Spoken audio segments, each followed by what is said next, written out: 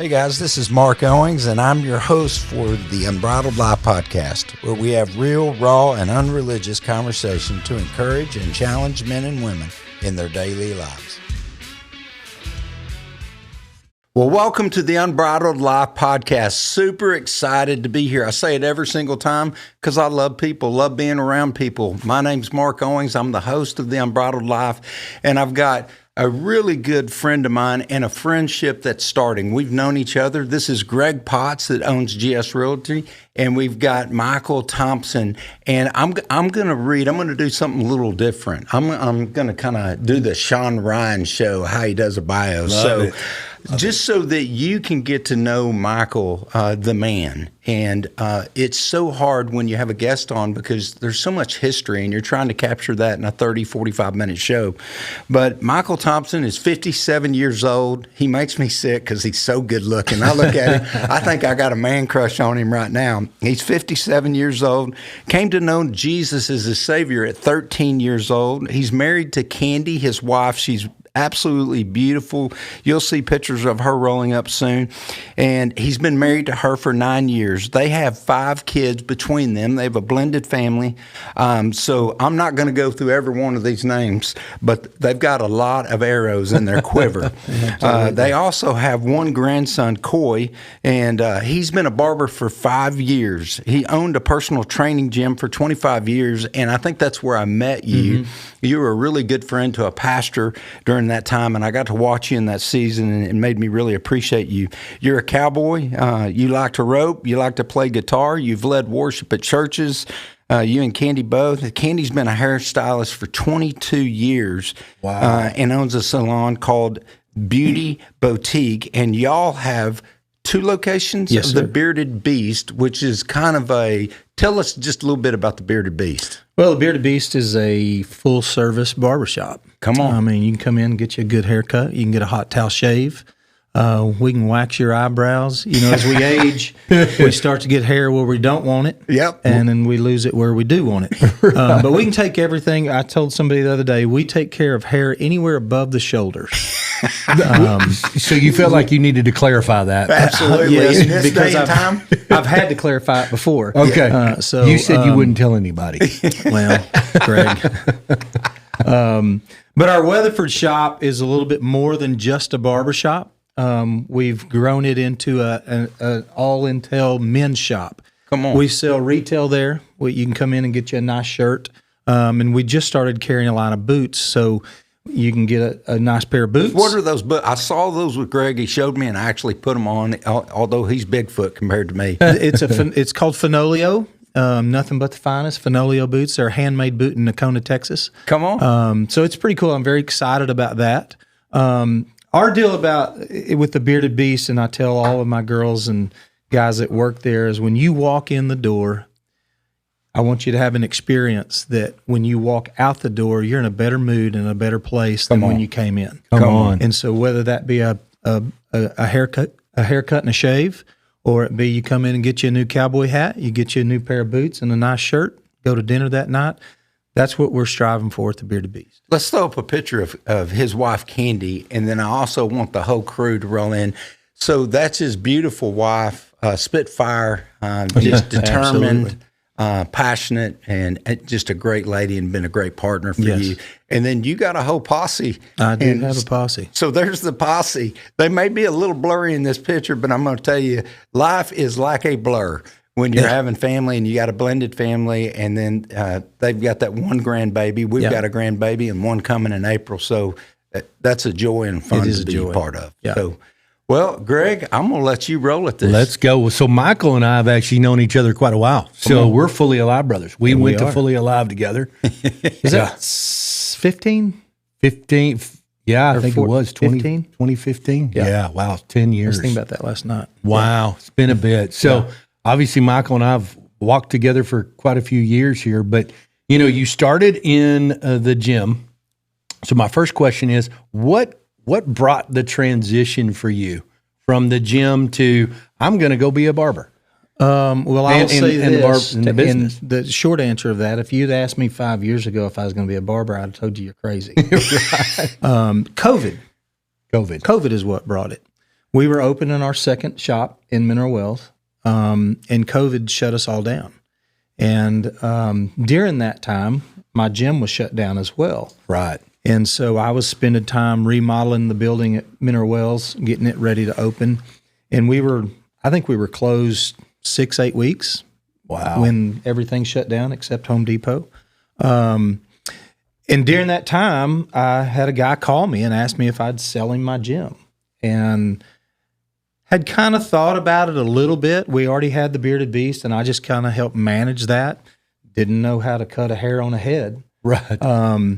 And so Candy and I talked about it, and we prayed about it. And I called the guy back the next day and told him what I wanted for it. And he said, I'll meet you with cash at lunch, which I realized Cash is cool. It is, but I left money on the table, I feel like, if you had cash and no talking, but it is what it is. And so actually after that, I thought, well, heck yeah, I'm going to retire and rope and hang out with my kids. And my beautiful wife, who doesn't ever sleep, said, no, you're going to barber school. And so I started barber school in 2020, finished barber school in about 4.5 months. Wow. And started cutting hair.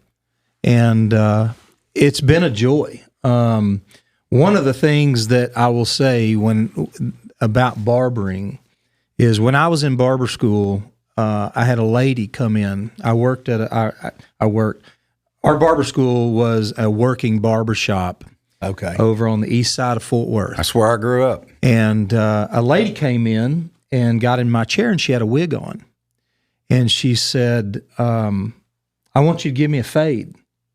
And I looked at her and I thought, what am I going to do? She had a wig on. And she started laughing, and she pulled her wig off. And sorry if I get a little emotional, but she started laughing, and she said, I have cancer and I'm going through chemo. Wow. And I just want you to clean up the edges and so that my wig looks nice. And right then, I knew that my transition was going to be something that I would enjoy. And she came back to me once a month the whole time I was in school. And I have a picture of her on my phone. And we just had a connection. Wow. And so I cut hair for a living, but I help people feel good about themselves. And that's the way I look at it. Really. So, Michael, a little about your story. Is you're a cancer survivor? I am. I did not know that. I am. That situation probably obviously hit to your core. Yeah, I remember getting my head shaved going through chemo, and I had 2 friends that went along with me and shaved their head too. So it's a cool place to sit down with people and put a smile on their face in 30 minutes. Yeah. You know, we talk about this at Fully Alive a lot. You know, time, talent, treasures, words, and touch. Right. And getting to touch someone appropriately and pass on love. I have a friend, Leslie and I, who just adore her. Her name's Pam Walsh. And when I was in Florida last time, I went and saw her. She was going through cancer. And she said, I want you to shave my head. And I just sat there and shaved her head and cried at the sink. But I was grateful. Right. Yeah.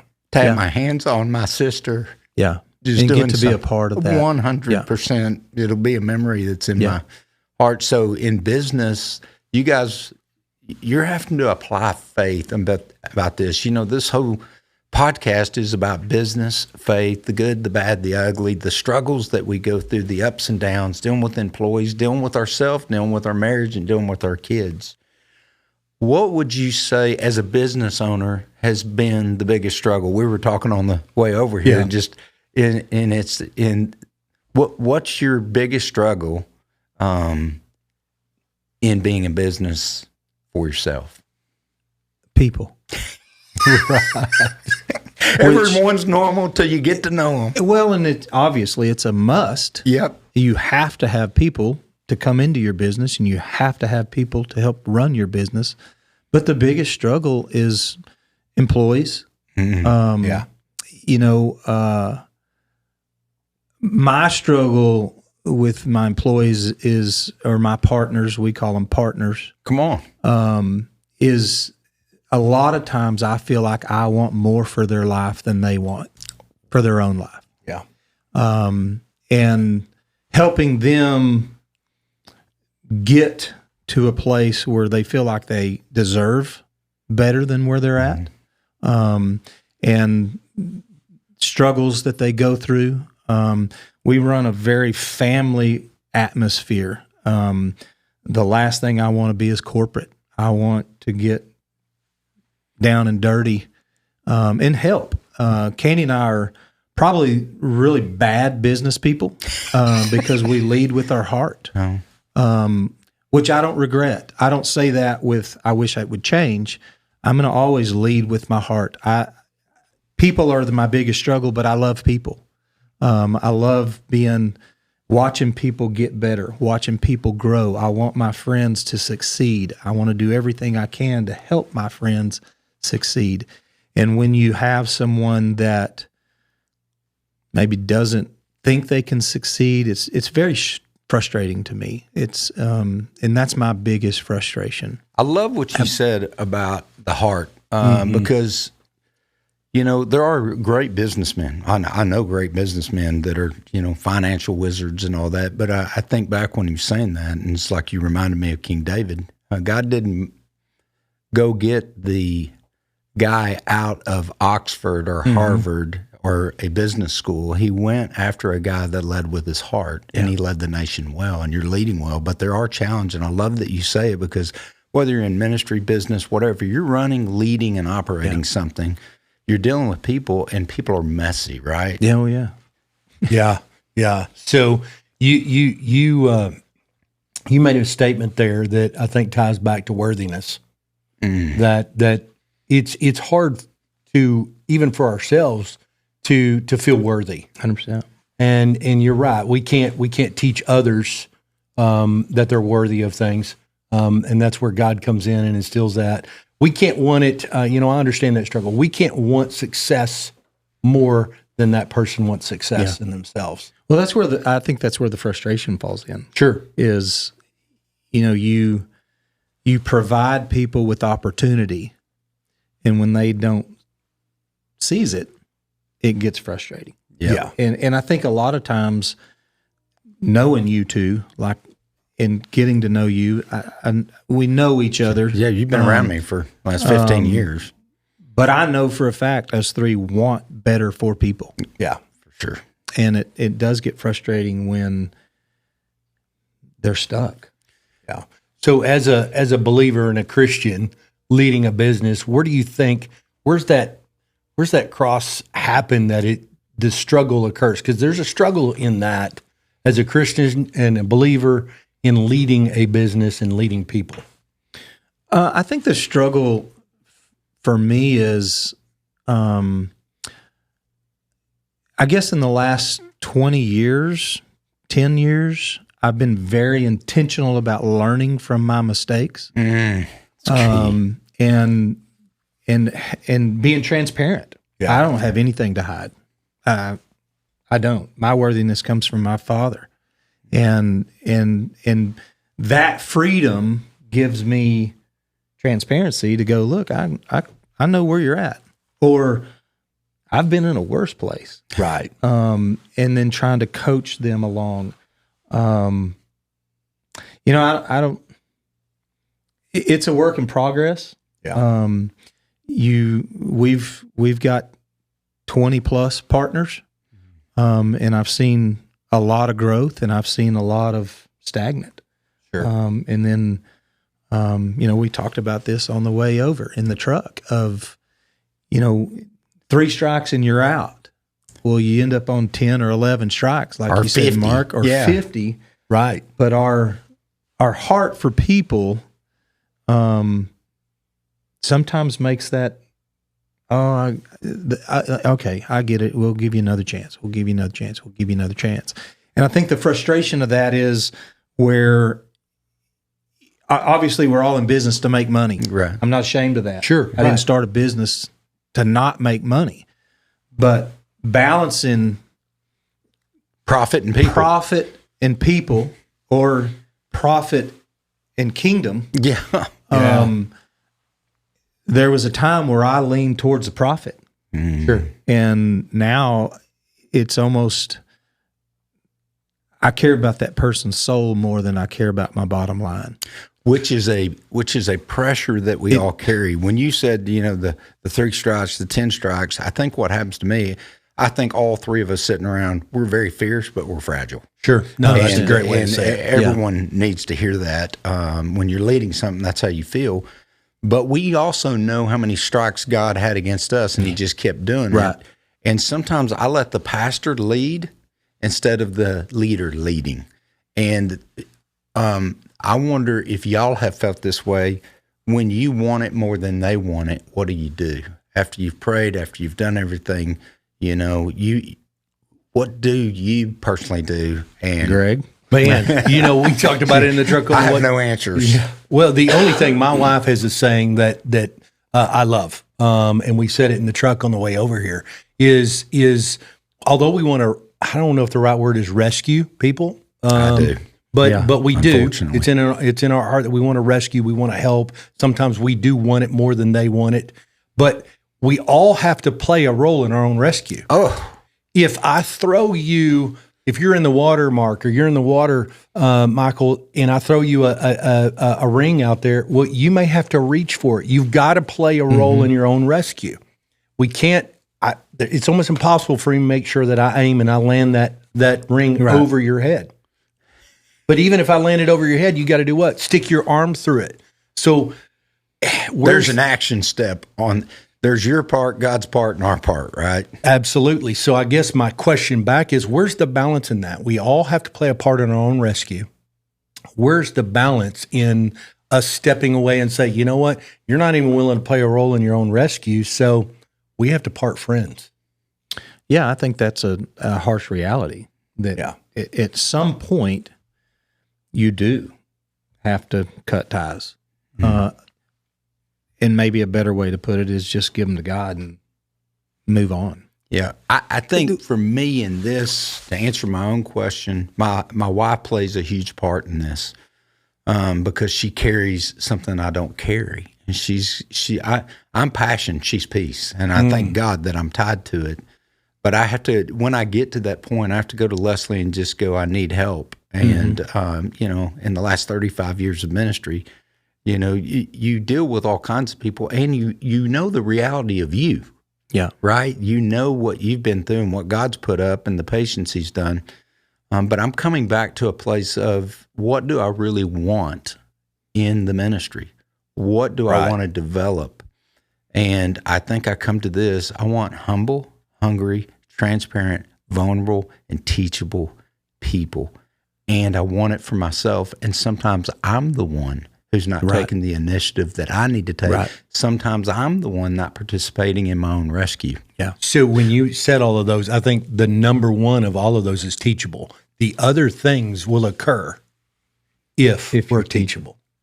I got a question for you because I'm very blessed. My business partner is my wife, my life partner, my best friend, my soulmate. Where do your wives, Mark, you just alluded to, she's sometimes your counsel, which is mine too. I'm fierce. I'm ready to cut throats at times, and she's like, "No, baby, now." And so, where do your wives? What roles do your wives play in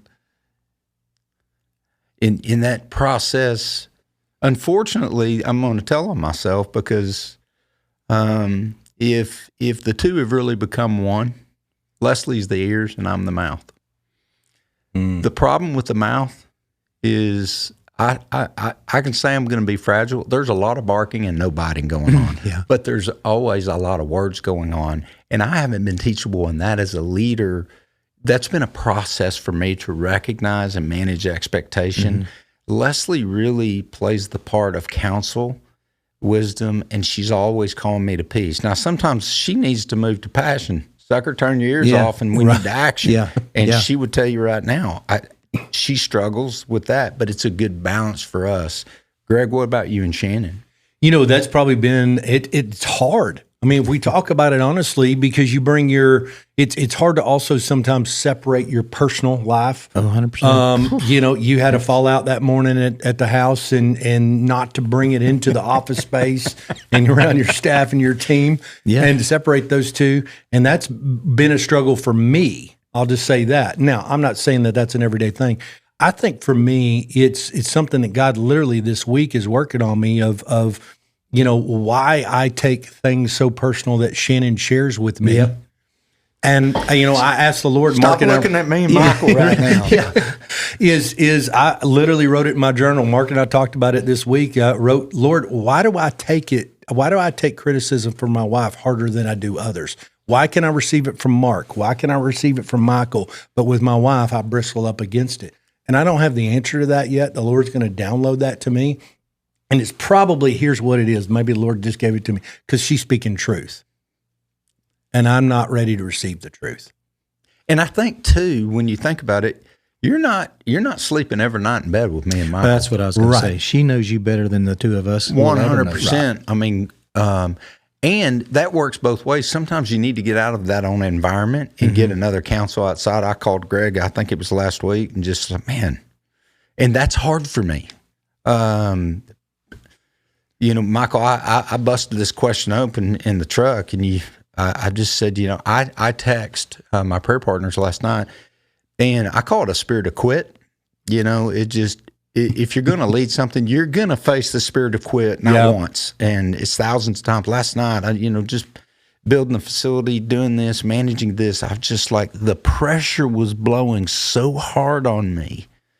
I didn't want it to blow in me. I want it to shape and sharpen me, but I don't want it to move me. I don't want to be the guy in James blowing back and forth. Yeah. And I felt like I was swinging pretty hard.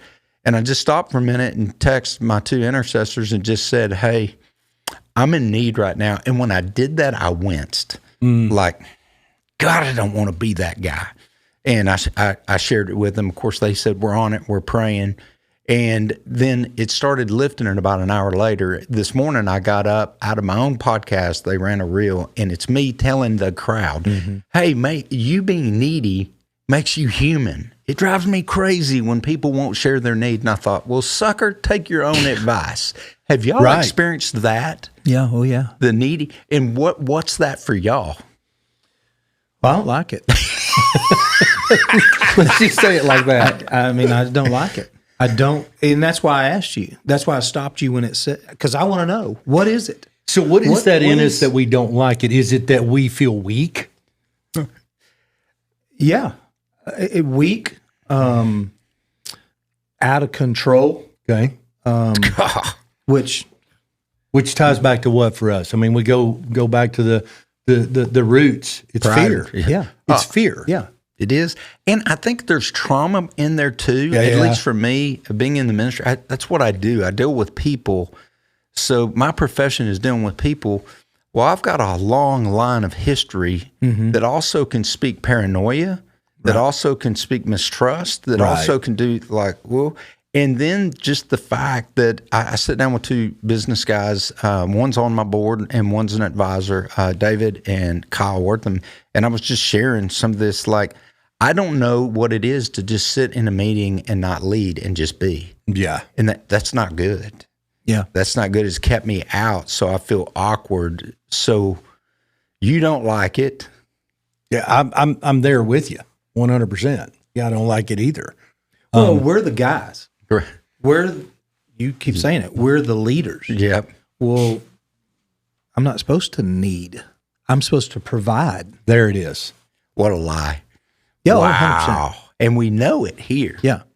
The thing is, there's probably listeners out here right now that own businesses that are feeling this exact same way alone. Sure. And Michael and I've talked about that, about starting a group in the near future. That the vision the Lord gave me years ago was the boardroom. And it's because business owners like you, Michael, you don't have a board of directors typically that are kind of your advisory, your counsel, that sit on the outside looking in. They're really looking at it a 40,000-foot view. That we need that, but why are we as men, and I'm not just any business owner, women, men, whomever it may be, why are we kind of resistant to needing? Yeah. Well, and two, I don't really want you telling me what I need to do. Okay. I'm just being honest. There's pride. Just it's all well of enough. us. Yeah. Me too. Yeah. It's because a lot of times I think we know I need prayer. I need Encouragement. I need somebody just to hold me up today. God. Well, you don't have, And as a that's business owner, admitting- you don't have a champion Right.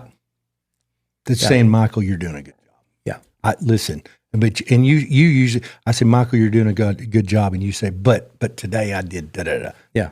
Michael, you're doing a good job. And I think that's one thing too, as we talk about our businesses, is celebrating victories instead of, we're talking about the highs, the lows, the this. In the last few years, God has sat me down a few times and said, let's celebrate the highs. Look where you were. Look where I brought you. Wow. Doing that makes me grateful. It gives me gratitude. And so it's really easy to stop at the end of the day and think about all the train wrecks that happened. And they overwhelm us because they take a lot of energy from us. Where how much better would I sleep if I let the train wrecks go and I celebrated the victories? The 50 happy customers that walked through my shop today.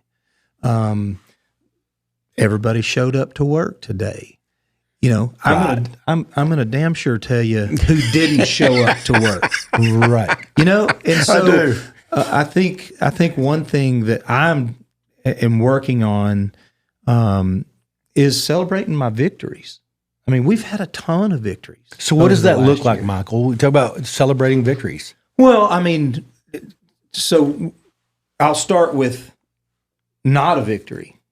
Yeah. That didn't feel like a victory, but it was a victory. We opened a shop in Aledo a year ago, and it struggled and it struggled and it struggled and it struggled. We used the same business plan that we used with the two successful barbershops, and it just struggled. And the crazy thing about it is how we even got into it was bathed in prayer. In the night before we signed our lease, Candy and I prayed that we needed an absolute sign to go forward. And the next morning, the realtor called and said, hey, you're going to get 6 months free rent. Is that not a sign? Oh. Right. And the business failed. Financially, it failed. It didn't fail. It taught me a lot. And at the same time that business was closing down, we got an opportunity on a building that's 4 times the size of where we were at, and that sucker's killing it. I mean, killing it. Which, in business, we tend to stretch ourselves thin for profit. I got to do this. More is better. More is better. Yeah. And what God taught both of us is that, more sometimes is better, but more focused is better. Yeah. Quit running around with a shotgun in your hand and get a rifle. Say And that let's again. Be really good. Say that again. Quit running around with a shotgun and get a rifle. Yeah. Be focused on where you're headed. Do what you do very well. Don't get stretched so thin that your quality starts to suffer. Yeah. And I think sometimes in business or ministry, whatever you're doing, all of us think bigger is better and bigger is not better. No. You want quality over quantity, and in making that transition, and the greatest teacher is pain and failure. I remember a billionaire telling me one time I was doing something and I was with another business guy and he failed, and the billionaire started laughing. He said, man, that is awesome.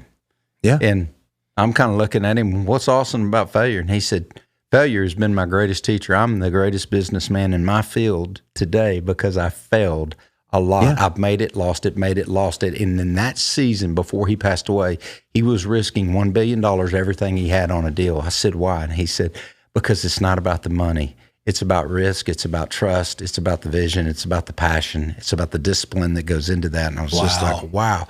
So, Michael, you just said that about failure, and you made a good point about gratitude, because what I'm realizing is gratitude will not have a roommate of negativity.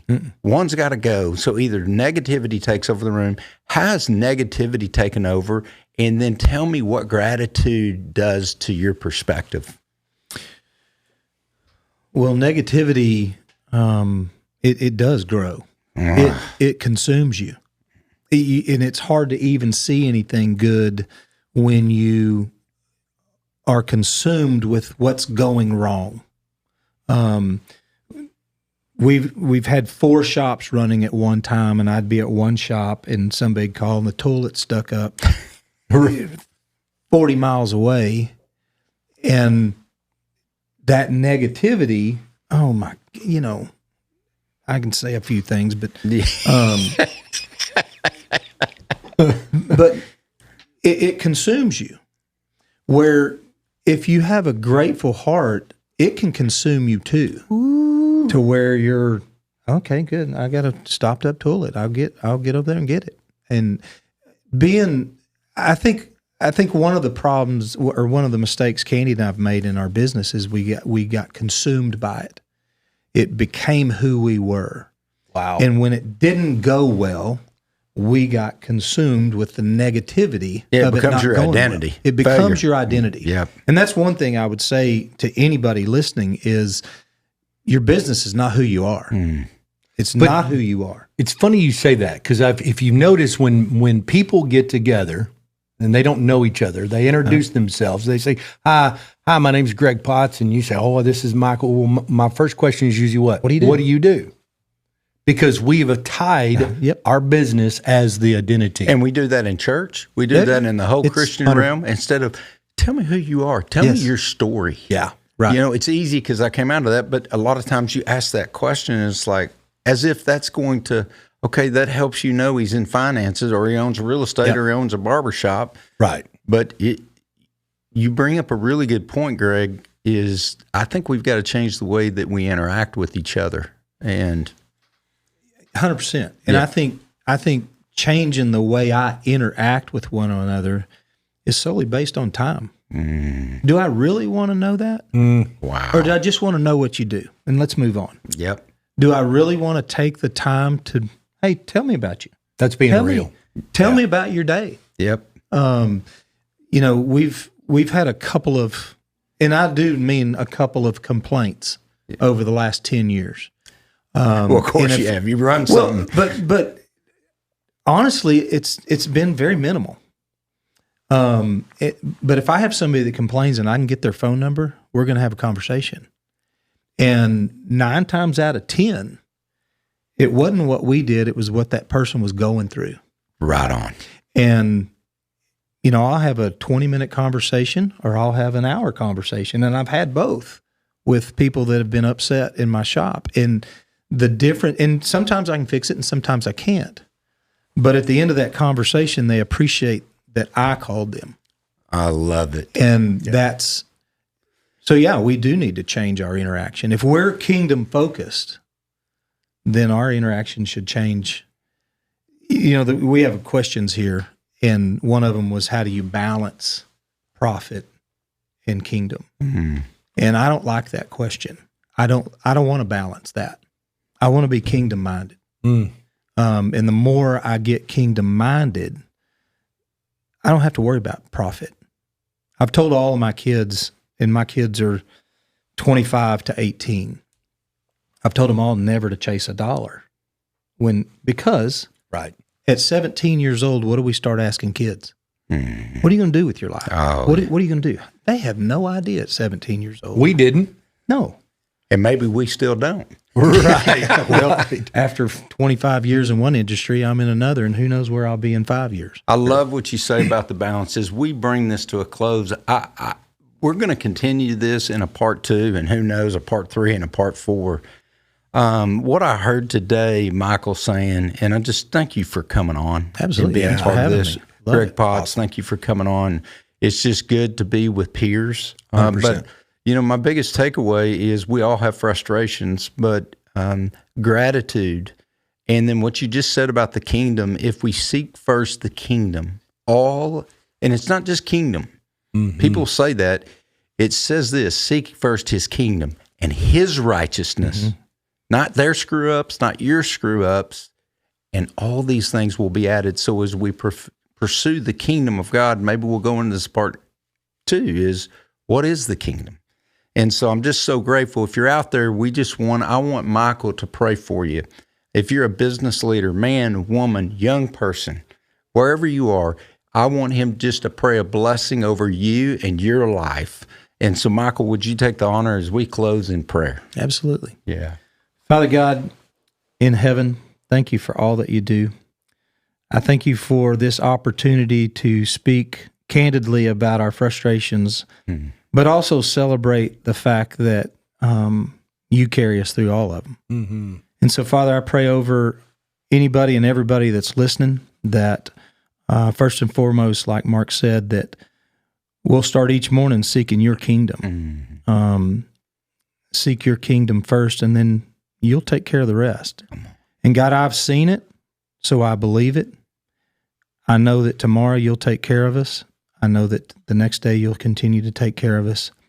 So God, I just pray a blessing over everybody listening, that we'll just hand over our businesses and we'll be focused on you and trust that you will put us where we need to be and that you'll take care of us. These things asked in Jesus' name. Amen. Boom. Come on. So thanks for joining us. Make sure you like, share, rate, review. And the other thing, if you like what you're hearing and seeing, you can support us. You can go grab the link at elevateHim.com and do that. If you need a realtor, GS Realty. And if you need a trim from the neck up, you need to go to Bearded Beast or the other salon called Beauty Boutique. Beauty Boutique. Thanks for joining us today, and God bless you. Thanks so much for listening to the Unbridled Life Podcast. We know your time is valuable, and we hope we bring real and relevant content that helps you live that unbridled life. If you want to help us spread the message, you can rate or review the podcast on whatever platform you like to listen to us and share it with a friend or two. If you want to know more about who we are and what we're doing, head on over to theunbridledlifepodcast.com and learn more.